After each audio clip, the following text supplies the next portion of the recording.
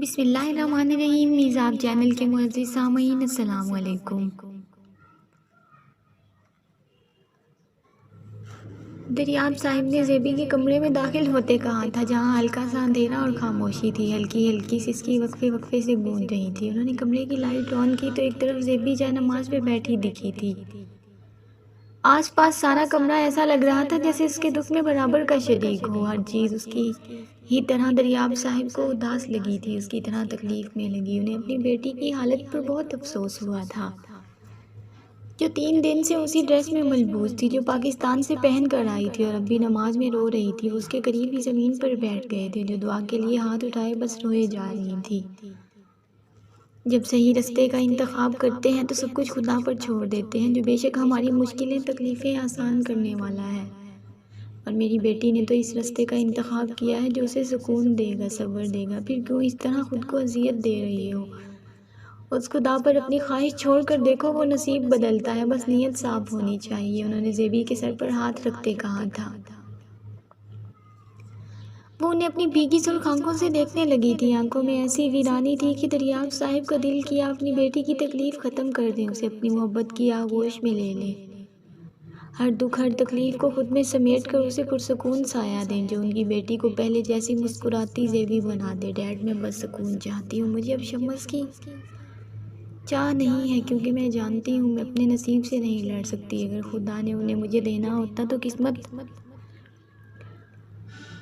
खुद उन्हें मुझ तक लाएगी, पर मेरा दिल सब्र नहीं पा रहा है। मुझे कभी कभी लगता है मैं मर जाऊंगी, मगर नहीं मरती मैं। सुकून नहीं आता, दिल ऐसा लगता है अभी बंद हो जाएगा, मगर नहीं होता। डैड, मुझसे कभी कभी दिल सिसक सिसक कर शम्स को मांगता है, और उसकी तड़प मुझे भी तड़पा देती है। डैड, जानते हैं 2 लोग जीते जी मर जाते हैं।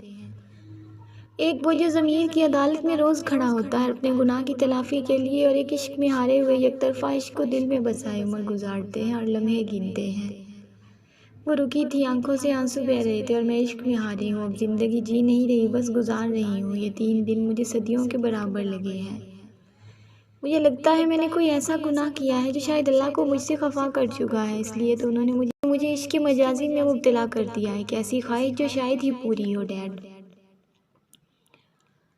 मुझे सुकून नहीं है और उसकी तलाश में 3 दिन से कर रही हूँ, मगर मेरी बेचैनी कम होती है कि फिर पहले से ज़्यादा शिद्दत इख्तियार कर लेती है। आखिर क्यों मुझे ये इश्क हो गया है? क्यों ये दर्द किसी को नहीं जीने देता? क्यों ये दर्द किसी को नहीं जीने देता? आखिरी बात कहते वो फिर से तड़प उठी थी। दरियाब साहिब ने उसे खुद से लगाया। बस ज़ेबी, अब नहीं, सुकून तुम्हें मिल जाएगा, मगर सब्र इस सब के लिए लाजिम है। तुम्हें सब्र करना सीखना होगा, खुद को संभालना सीखना होगा। मेरे लिए ज़ेबी, मैं बहुत तकलीफ़ में हूँ, तुम्हें देख बहुत अजियत होती है। अपने डैड के लिए संभालो प्लीज़। दरियाब साहिब ने उसे मोहब्बत से एक बार फिर समझाया। वो कुछ नहीं बोली और रोती रही थी। ज़ेबी, क्या अपने डैड से तुम बिल्कुल मोहब्बत नहीं करती? उनके सवाल पर ज़ेबी ने कहा था, डैड, मैं आपसे बहुत मोहब्बत करती हूँ। एक माम के बाद आप ही तो हैं जो मुझे समझते हैं। तो अब अगर तुमने खुद को अजियत दी, इस तरह रोते हुए और कमरे तक महदूद करते हुए मैंने तुम्हें देखा, तो मैं तुमसे अब खफा हो जाऊंगा, याद रखना। दरियाब साहिब ने उसका चेहरा अपने हाथों में थामते हर लफ्ज़ पर जोर दिया था। उनकी बात पर ज़ेबी तड़प ही तो उठी थी। प्लीज़ डैड, ऐसे ना कहें। अच्छा, मैं अब नहीं रहूँगी, ज़ेबी ने जल्दी से आंसू साफ करते कहा था।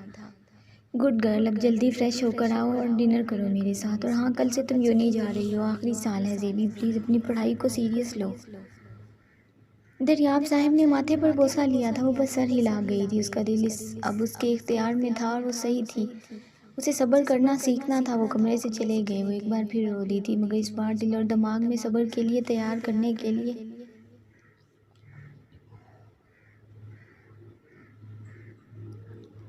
वक्त का काम है गुजरना, और वो गुजरता ही है बिना किसी की फ़िक्र किए, मगर बहुत कुछ तब्दील कर देता है। शम्स मलिक फ़िज़ा को डिवोर्स दे चुका था, और इस सब का कसूरवार ज़ेबी को मानता। फ़िज़ा अकमल से शादी कर चुकी थी। ज़ेबी अपनी पढ़ाई के बाद दरियाब साहिब के साथ बिजनेस संभालने लगी थी। वक्त ने उसे सब्र करना सिखा दिया था। इस 3 साल के अरसे में नाजिश की शादी हो चुकी थी और अपनी ज़िंदगी में खुश थी, और तो खुदा ने उसे बेटा दिया था। डेविड और लीज़ा भी एंगेजमेंट कर चुके थे, और इस साल उनकी भी शादी थी। मीर के दुबई के बिज़नेस में बहुत लॉस हुआ था, जिस वजह से उसे 3 साल का अरसा लगा वहाँ सब कुछ पहले जैसा करने में, मगर वो रोज़ ज़ेबी से बात करता। पहले पहल ज़ेबी कम बात करती थी, मगर आहिस्ता आहिस्ता ज़ेबी मीर से बात करने लगी थी और अब इस अरसे में मीर को लगा था कि शायद ज़ेबी भी उससे मोहब्बत करने लगी है, और इसी सोच के साथ मीर की मोहब्बत शिद्दत इख्तियार कर रही थी।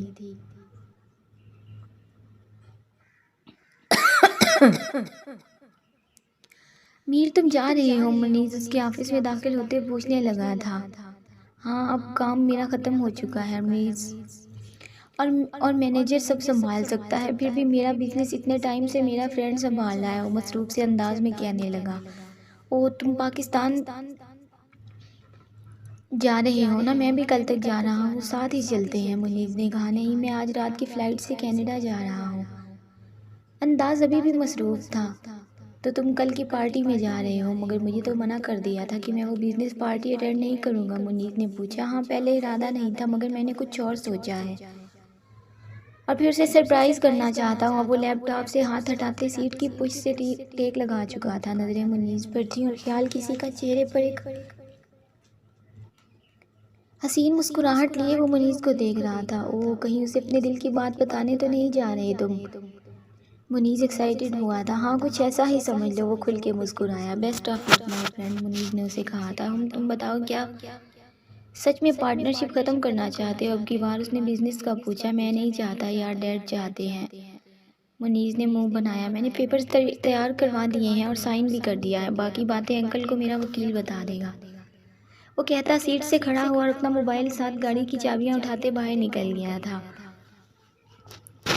मुनीस भी उसके पीछे ही था। डैड, आप आज क्यों आए ऑफिस? ज़ेबी इस वक्त अपने ऑफिस में बैठी थी जब दरियाब साहिब उसके ऑफिस में दाखिल हुए थे। घर में बोर हो रहा था तो सोचा क्यों ना तुम्हारे साथ ऑफिस का काम किया जाए। वो ऑफिस में मौजूद सोफे पर बैठे और ज़ेबी को देखने लगे। वो कितनी बदल गई थी, अब दुपट्टा भी लेती और सब्र भी करती। ग्रीन आंखों में अब भी वीरानी थी, कीजिर था, मगर वो अब संभालना सीख गई थी खुद को। जानती हूँ कहाँ आपको पसंद है आराम करना, मगर डैड आपकी सेहत के लिए ज़रूरी है। ज़ेबी की आवाज़ ने उन्हें सोचों से निकाला था। बताओ क्या करूँ? इस तरह और बीमार हो जाऊँगा। उफ डैड, क्या करूँ मैं आपका? खैर चले, मैं बस ये फ़ाइल देख लूँ। अभी उसका जुमला मुकम्मल होता कि ऑफिस का दरवाज़ा खुला और दाखिल होने वाले को देखते ज़ेबी की नज़रों में बेयकीनी खुशी जैसे तासुरात थे। दरियाब साहिब ने भी अपना रुख जब मोड़ा तो वो भी खुश हुए। अरे मीर, तुम यहाँ कैसे? बस सोचा जेनी को सरप्राइज़ किया जाए। उसने अपना रुख ज़ेबी की जानिब करते कहा था। तो कैसा लगा सरप्राइज़? बहुत अच्छा। वैसे कब आए दुबई से? ज़ेबी ने मुस्कुराकर पूछा था। दरियाब साहिब के पास बढ़ गई। मीर भी उसी तरफ बढ़ गया था जहाँ सोफे लगे थे। एक सिंगल सोफे पर मीर बैठा नजरें जाजिबा पर थी और एक तरफ जाजिबा और दरियाब साहिब बैठे थे। कल रात ही आया हूँ, सोचा क्यों ना पहले तुमसे मिला जाए। अच्छा, यानी पहले यहाँ आए हो? जाजिबा भी उर्दू में बोली। वो भी मीर से इस अरसा में उर्दू सीख चुकी थी और मीर तो खुश था, उससे बात करने का बहाना मिल जाता। चलो साथ लंच करते हैं, मुझे तुमसे कुछ बात भी करनी है, मीर ने जाजिबा से कहा था। पर मैं तो डैड के साथ लंच पर जाने का बोल रही थी कि तुम आ गए, उसने दरियाब साहिब को देखते कहा था। दरियाब साहिब ने फ़ौरन कहा, अरे तुम दोनों जाओ और वो फाइल मैं देख लूँगा। इंजॉय करो ज़ेबी। दरियाब साहिब अब भी उसे ज़ेबी ही कहते थे, जबकि वो सबको अब अपना नाम जाजिबा लेने को बोल चुकी थी। मगर मीर उसे प्यार से जेनी कहता। वो कुछ नहीं कहती थी, उसे उसका दोस्त अच्छा लगा था जो उसकी मदद करता था। पर डैड, आपकी तबीयत? उसने बात अधूरी छोड़ दी। अरे ठीक हूँ मैं, जाओ दोनों, दरियाब साहिब ने कहा और उसकी छोड़ी हुई चेयर पर बैठ गए थे।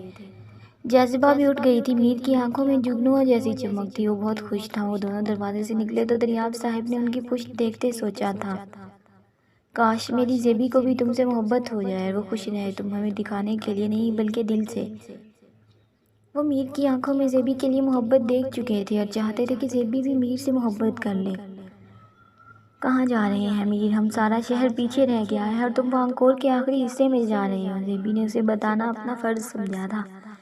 जानता हूँ यार, चलो तो बहुत स्पेशल प्लान किया है मैंने हम दोनों के लिए, मीर ने मोहब्बत से उसकी तरफ देखते कहा था, जिस पर ज़ेबी को बहुत अजीब लगा था, पर वो अपना सर झटक गई। कुछ देर की ड्राइव के बाद मीर ने एक बहुत खूबसूरत जगह गाड़ी रोकी थी।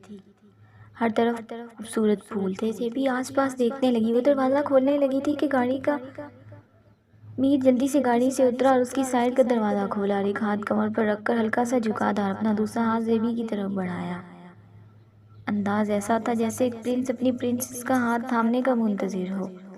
दूसरी तरफ जेबी, उसका दिल अजीब हो रहा था। उसे लग रहा था जैसे कुछ अनहोनी होने वाली है, कुछ बुरा जो शायद नहीं होना चाहिए था। और फिर मीर के अंदाज जाने क्यों उसे उसकी छठी हिस्स अलर्ट कर रही थी। उसका दिल कर रहा था कि वो जल्दी से भाग जाए। वो मीर की अपनी तरफ बढ़ते हाथ को देख रही थी, बड़े हाथ को देख रही थी, तो कभी ज़मीन पर मौजूद फूलों को जिनसे राहदारी बनाई गई थी चलने के लिए। उनकी खुशबू बहुत दिलकश थी और एक रोमांटिक माहौल में शहर का काम कर रही थी। पर इस वक्त जेबी को उलझन हो रही थी इस सबसे। उसको लग रहा था मीर कुछ अलग करने वाला है जिसका शायद उसने तसव्वुर भी नहीं किया होगा। क्या हुआ, कहाँ खो गई? मीर ने उसे खोए हुए देखा जो उसके हाथ को अजीब नज़रों से देख रही थी, तो पूछ बैठा था, कुछ नहीं, नहीं तुमने ये सब किया मगर इस मेरा वो उसकी आवाज़ से होश में आई और हिचकिचाकर मीर की चौड़ी हथेली थाम ली थी, जिस पर फौरन ही मीर ने अपनी गिरफ्त मजबूत की। जेबी ने कुछ हकलाते हुए कहा था, मगर मीर ने उसके हाथ पर हल्का सा जोर दिया और धीमी गंभीर आवाज़ में कहा था, आज तुम बस मुझे सुनो और इस माहौल को देखो, कितना खूबसूरत है। उसने आसपास इशारा किया। जेबी की नज़रें जब माहौल की तरफ फोकस हुई तो बैठी साकत रह गई थी। उसके पाँव के नीचे जहाँ फूलों की राहदारी बनाई गई थी,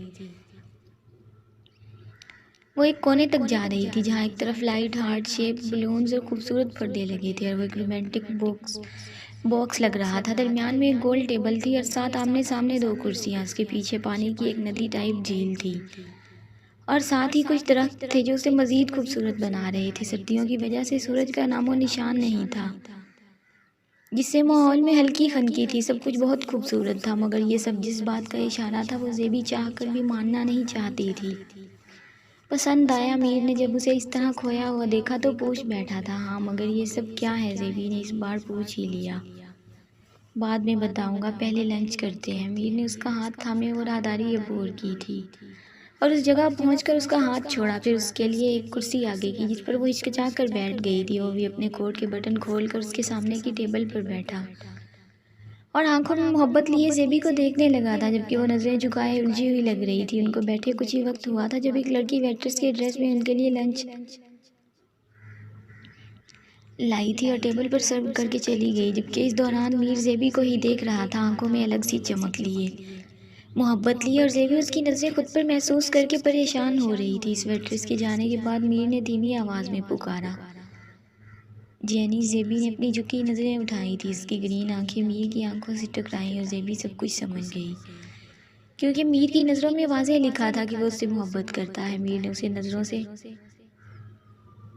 खाना शुरू करने का इशारा किया था। जेबी फ़ौरन अपनी नज़रें झुका गई और अपने बाल जो उसके दोनों कंधों पर बिखरे थे, बाल अब पहले से बड़े हो गए थे और कुछ लिट्टें चेहरे पर आ रही थी। वो अपनी उंगली की मदद से कान के पीछे कर गई थी। मीर उसकी एक एक अदा देख रहा था और उसका दिल कर रहा था कि वो जेबी को कहीं छुपा दे जहाँ बस जेबी हो और मीर हो।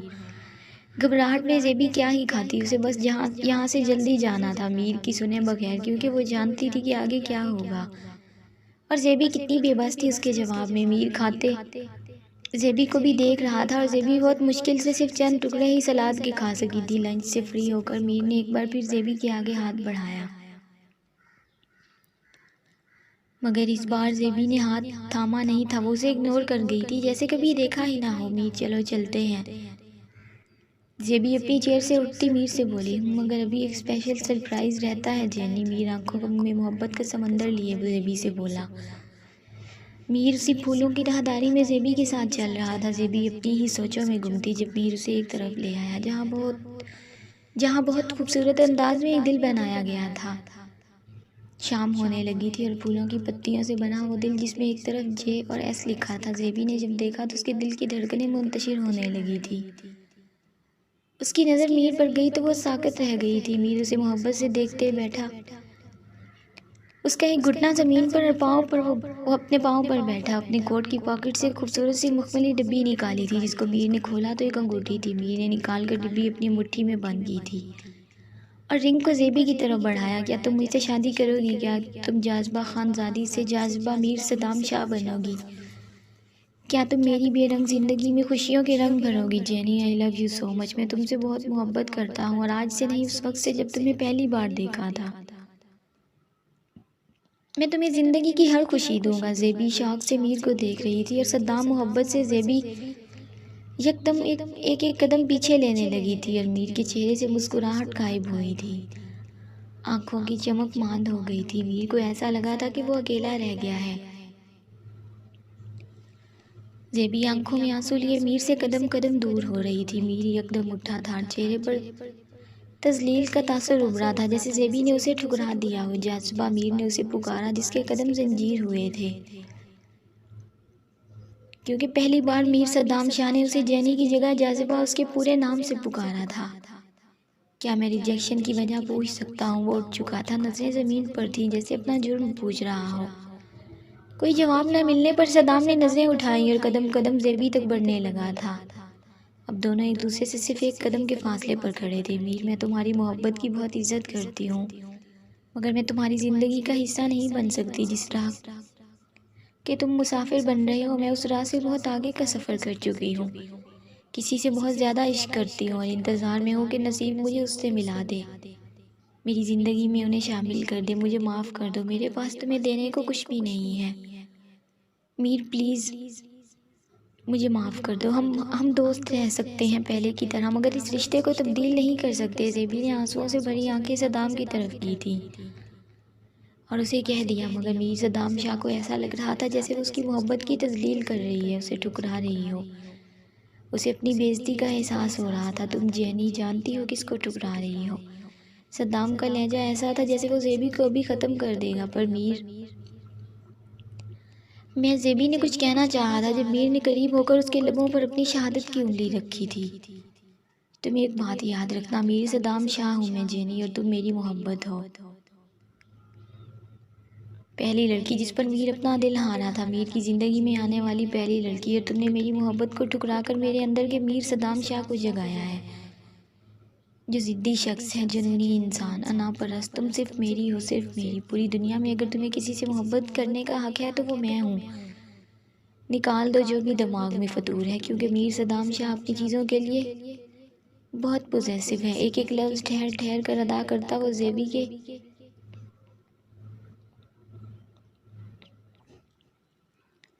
ज़ेबी को उसकी जगह ही जमा गया था। उसके लहजे से छलकता जुनून ज़ेबी को खौफज़दा कर रहा था। बेख्तियार ज़ेबी दूर हुई थी, जिस पर मीर ने ज़ेबी की कमर में हाथ डालकर उसे खुद से करीब किया था। वो रही सही कसर भी दूर कर गया था। ज़ेबी को मीर की गर्म सांसें अपने चेहरे पर महसूस हो रही थी। उसे अपना चेहरा जलता हुआ महसूस हुआ था। वो मीर के सीने पर अपने नाजुक हाथ रखे दूर करने की कोशिश करने लगी थी। आंखों में लम्हे लम्हे नमी बढ़ रही थी और आखिरकार वो नमी आंसू बनकर गालों पर बिखर गई थी। ज़ेबी को मीर से डर लग रहा था। सद्दाम बेखुद सा ज़ेबी को देख रहा था। ज़ेबी से उड़ती खुशबू सद्दाम को बहका रही थी और खुद को रोकते रोकते थका था। आखिर दिल और जज्बात में से जज्बात की जीत हुई थी और वह ज़ेबी के बालों में अपना मुंह छुपाने लगा था कि ज़ेबी खुद को उसके बाजुओं से आज़ाद करवाने की कोशिश कर रही थी। अपनी गर्दन पर सद्दाम का लम्स पाते ही वो तड़प उठी थी और अपनी सारी ताकत लगाकर सद्दाम को धक्का दिया था। वो तो पहले ही बहका हुआ था। ज़ेबी के धक्का देने पर पीछे हुआ। ज़ेबी ने रोते हुए गुस्से से सद्दाम के चेहरे पर थप्पड़ दे मारा था। ये सब बहुत जल्दी हुआ था। सद्दाम सुर्ख आंखों से ज़ेबी का चेहरा देख रहा था, जो रोते सद्दाम को देख रही थी। तुम निहायत ही घटिया इंसान हो सद्दाम, तुम्हारी हिम्मत कैसे हुई मुझे छूने की? आई हेट यू, नफरत हो रही है तुमसे। मैंने कैसे तुमसे दोस्ती कर ली? ज़ेबी कहती वहाँ से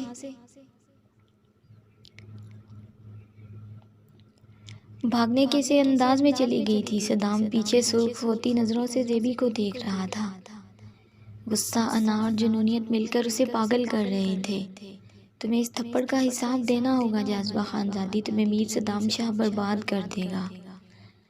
आखिर में वो चीखा था शिद्दत से, जितनी तेज़ चीख सकता था। शाम के साए में परिंदे अपने घरों को जाते उसे देख रहे थे, जिसकी आंख से एक कतरा आंसू उसकी वजाहत बढ़ाते दाढ़ी में जज्ब हुआ था। तुम सिर्फ मेरी हो, सिर्फ मेरी, मगर इस थप्पड़ का हिसाब तुम्हें सद्दाम शाह पल पल अजियत देकर लेगा। तड़पोगी तुम कि क्यों मीर सद्दाम शाह के गज़ब को पुकारा तुमने। वो जुनूनी हो रहा था, आंखें अंगारे बरसा रही थी। वो जलता वहीं बैठ गया था और चीख चीख कर अपने अल्फाजों में अपना तैश उतारने लगा था। जो हर लम्हे के साथ बढ़ता जा रहा था। जारी है दोस्तों, उम्मीद है आपको वीडियो पसंद आएगी। अगर वीडियो अच्छी लगे तो इसे लाइक और अपने दोस्तों के साथ शेयर लाजमी करें। और अगर आप मेरे चैनल पर नए हैं तो चैनल को सब्सक्राइब करें और साथ में लगी घंटी के बटन को ज़रूर दबाएं, ताकि हर नई वीडियो का नोटिफिकेशन आप दोस्तों तक सबसे पहले पहुंच सके। मिलते हैं नेक्स्ट एपिसोड में, तब तक के लिए अपना ख्याल रखें और दुआओं में याद रखें। अल्लाह हाफिज़।